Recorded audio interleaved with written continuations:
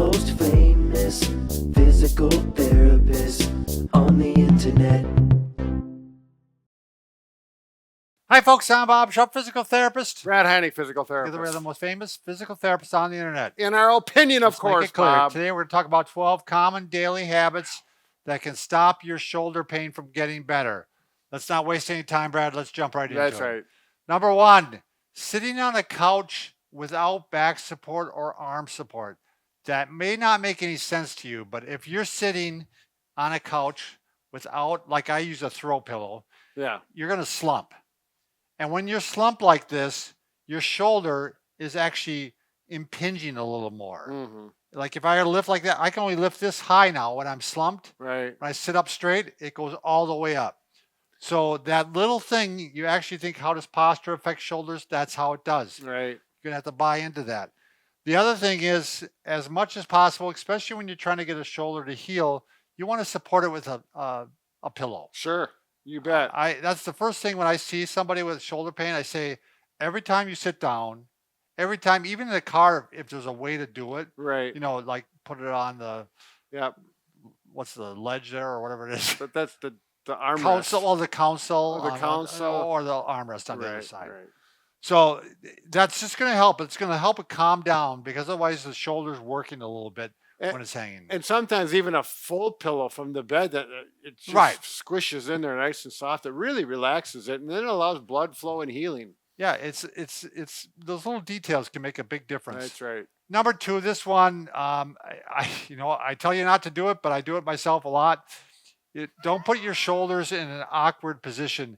The most common one that I know of is reaching back in the car.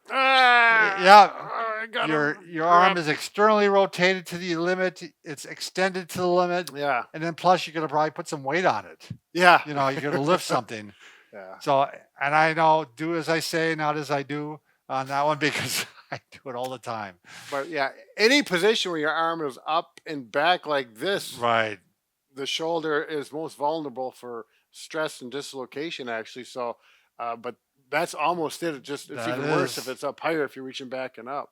So I'm sorry, I interrupted Bob. No. Number 3. Now some of these things, we're not saying you can't do them forever, but right now when you're trying to get your shoulder to calm down, you're going to want to decrease the amount of time you spend doing something like this.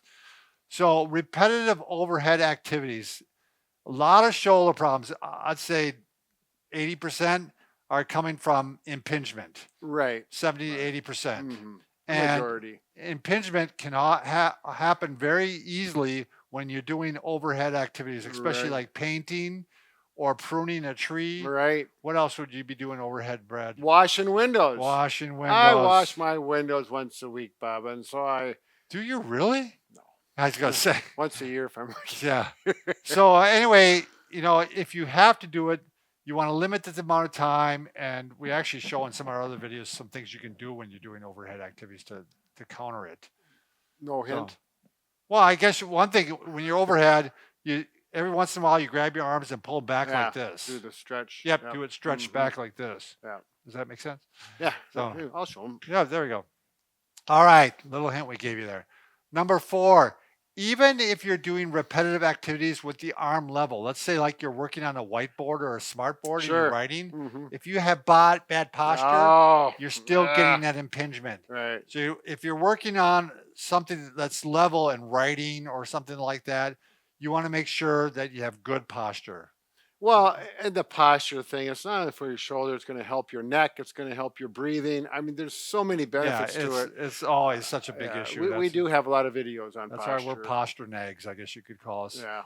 All right. Any forceful pulling, like I think about, like if you have a stubborn weed. Yeah. Oh, I just pulled some of those dandelions. They got roots are that long. Right. You got to get in there. Or a lawnmower. Lawnmower's worse. Stubborn lawnmower. Yeah. Especially if it doesn't start. Yeah.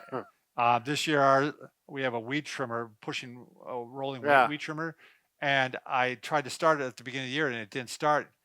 Bad gas. I mean, it sat in there all winter. Yeah. Do you drain your gas? No. I don't normally either. It usually starts up right away. I always put seafoam in it though. Oh, in the fall. I'll have to talk to you about that. So yeah, anything where you're pulling the cord and also lifting a heavy suitcase, Oh, right. all those things can. So those are again things that you want to limit while you're trying to get your shoulder to heal. Right. This next one, Brad and I can't really relate to, but if your bra strap is out too far, Oh, sure. it's going to actually push on the shoulder Right. blade, and if the shoulder blade is out of position, your shoulder's out of position, and right. you can have more pain. We talked about this in some other videos. So you want to get a bra strap. I don't know how this works, but apparently you can get some bra straps that are closer to the neck I think they just or cross. tie the things up together behind their head with a little Oh, bit sure, of they could go like this. duct tape or something. Yeah. I don't No, know. actually, but the same is true seriously about a purse if you got a one-sided purse Right. or a backpack. That's the next one, Brad. Oh, Yeah. so yeah, Number so 7, carry okay. a bag strap, especially if you do it on the same shoulder. Right. And that's again, what as I say, do as I say, not as I Yeah. do, because I carry a bag. I always carry it on my right shoulder, and I just it's a habit, Yeah, And yeah. I Well, when I was in school, I always carried my backpack over my right shoulder. Although I admit, when I go for longer distances, I'd go both. It was just more comfortable. sure. It was more of a back thing than a shoulder thing for me. Yeah, and But it's I've been good. trying to think about it now lately and switching. Sure. No, I don't need the bag as much. Just number 8, poor posture again, sitting, using arms. Like if you're at a computer even, or eating, or any repetitive activity, if you're at a computer and you're slouched like this, that is going to put more stress on the shoulder.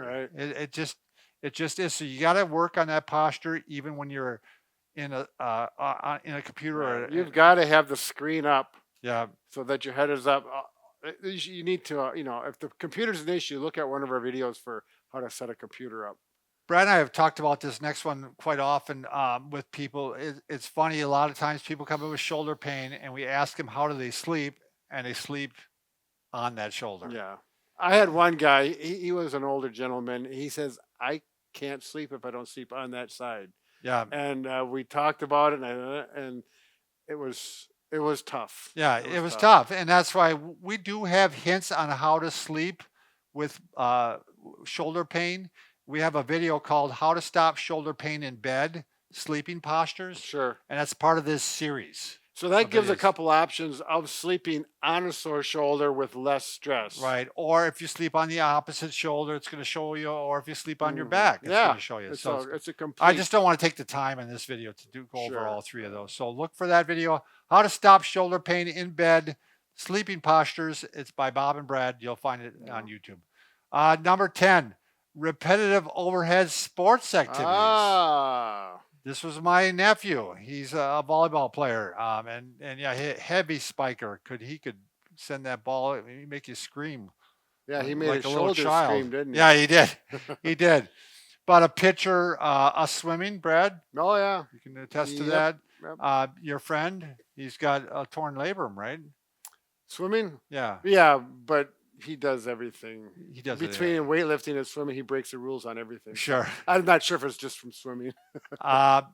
Using weights overhead, Brad and I are not really big fans of even shoulder presses, even in front of the neck.